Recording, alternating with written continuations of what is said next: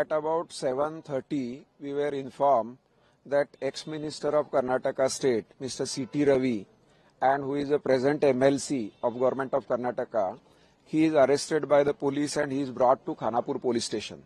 Then myself, my senior colleague Mr. G.M. Desai, as well as my colleague Shri Siddharth Kapileshwari, we immediately rushed to Khanapur police station. And we were prohibited from entering the Khanapur police station. On the gate itself, about 1 hour, we informed all the higher police officers who were posted on the gate that they have to follow Arnesh Kumar versus State of Bihar, that ruling directions issued by the Supreme Court in that particular case. And every accused has got a right to meet his counsel during his custody in police or during his whenever he is interrogated also. In spite of that, they have not allowed us for almost 1.5 hours.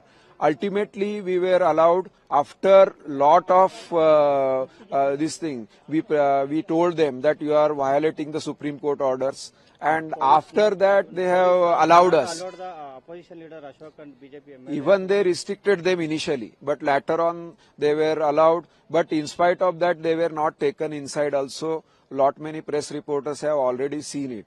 Likewise, even inside when we met Mr. C.T. Ravi, he told that he wants to lodge an FIR. There is a threat to his life. And accordingly, one complaint was drafted.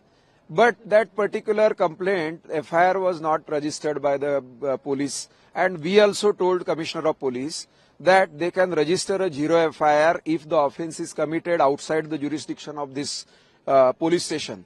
But in spite of that, Commissioner of Police was not ready to register the same, and ultimately, even in spite of in spite of all the leaders of Legislative Assembly, Legislative Council, told him that he has to register a zero FIR and he should be impartial, because police are expected to be impartial even if there is any government ruling in any state.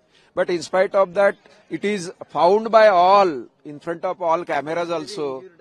He is also injured, and while police were forcefully taking him, he is injured. And in spite of that, no medical, I feel that this is nothing but high-handedness, and this is like an emergency situation which was prevailing in the year 1978-79.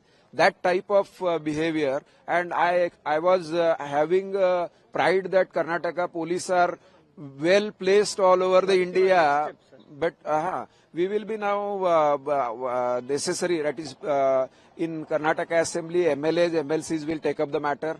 If we are advised, we will be filing a complaint before National Human Rights Commission as well as Karnataka Human Rights Commission against the erring police officials.